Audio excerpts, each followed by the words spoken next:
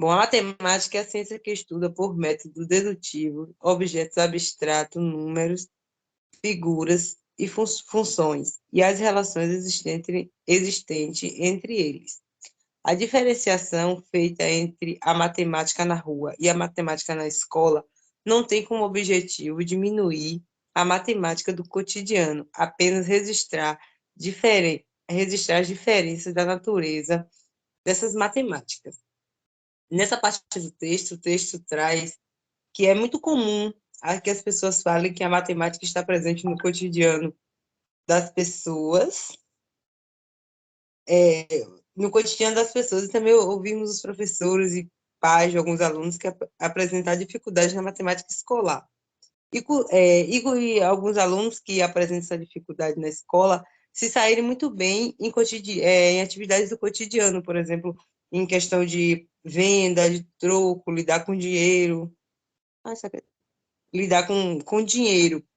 Então, a defesa, o texto traz que a defesa disso é que o fato de o conhecimento escolar estar desprovido de significado cultural para muitas pessoas que estão na escola. Por exemplo, traz que no contexto escolar, na escola, pretendemos que o aluno justifique o raciocínio utilizado na resolução do problema e mostre seus cálculos, por exemplo, as expressões, as equações e funções. Já no cotidiano, a característica matemática do dia a dia e a liberdade que temos para resolver problemas, como compra, uso do celular, fazer uma reforma, cuidar da saúde, dirigir. O slide está passando sozinho, gente.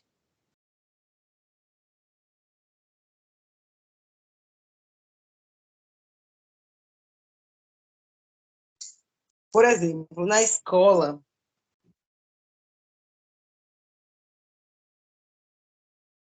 só um instante.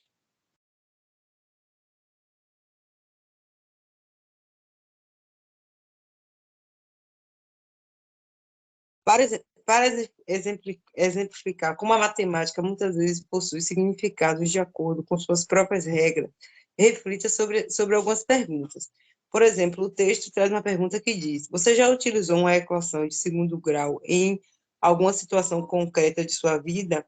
Já teve de somar duas frações para atravessar uma rua? Ou já multiplicou seu saldo negativo de 2 meses e milagrosamente encontrou um saldo positivo? Então, o texto está nesse conceito, isso, em relação à matemática que está no cotidiano e a matemática que está no contexto escolar, que essas matemáticas podem ser diferentes. Por exemplo, uma criança pode ter uma facilidade em receber um troco, entretanto, ela não consegue resolver um problema quando esse problema vem escrito de maneira extensa.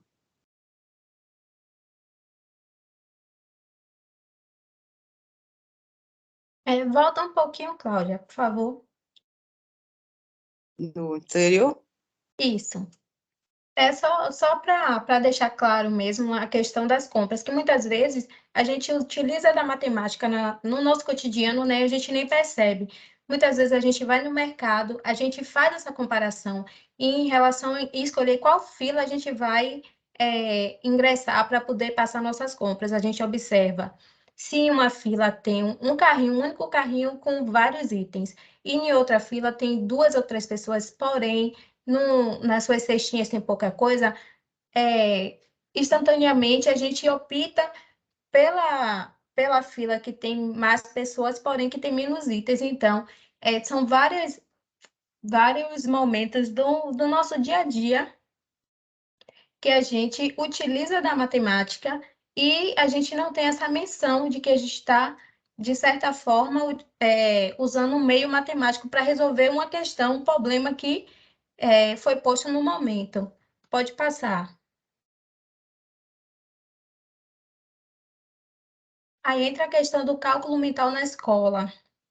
A finalidade do trabalho com cálculo mental é que os alunos desenvolvam o hábito de refletir sobre os cálculos e disponham de meios permanentes de aproximação, controle sobre o resultado obtido pela utilização das técnicas como algoritmos. Pode passar. O cálculo mental na rua. Deveriam dar ênfase à compreensão e abrir espaço para as ideias prévias que os alunos trazem sobre determinados conteúdos matemáticos. Além disso, mostrar a eles que essas ideias são, por vezes, equivocadas e limitadas para a explicação da realidade. O cálculo mental na escola, ele às vezes é utilizado e o professor nem se dá conta que o próprio aluno está utilizando de meios mentais para poder resolver alguma questão que é posta. Utilizamos muito do cálculo mental na rua, basicamente quando a gente está com pressa e vai receber um troco, ou quem é do comércio, né, vai passar um troco. Muitas vezes você não se se atenta a saber nem quanto você está passando. Você, mais ou menos, a pessoa faz uma compra de R$ 9. Aí, tipo, você adiciona R$ 1 e mais 10 para poder dar o troco. E muitas vezes as pessoas que fazem esse cálculo mental, que são pessoas do trabalho mais informal, são crianças, e que não se dá, assim, uma importância ao... Calma aí, só um minutinho. Não dá importância real ao cálculo que se está fazendo.